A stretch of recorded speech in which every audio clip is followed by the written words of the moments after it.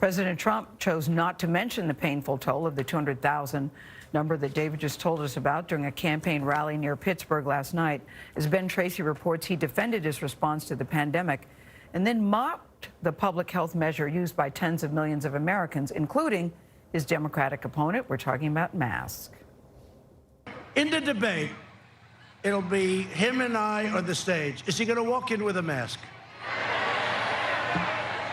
As the country reached a once unthinkable milestone, more than 200,000 dead in the United States, President Trump made fun of Joe Biden for wearing a mask, something proven to slow the spread of the virus.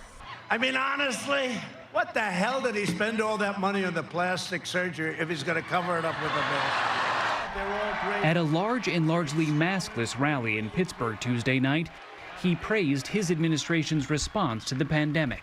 Our early and aggressive action saved millions of lives. But the president only commented on the staggering death toll earlier at the White House when pressed by reporters.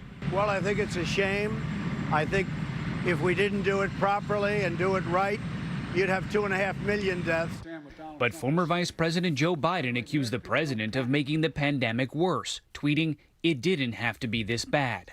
And his running mate, Senator Kamala Harris, accused President Trump of downplaying the virus when he knew it was deadly. With this knowledge, went on to call this virus a hoax. Went on to suggest that we should dismiss what the public health professionals were telling us. Last night, President Trump once again claimed there will soon be a vaccine. We'll develop and distribute a vaccine very, very shortly in record time.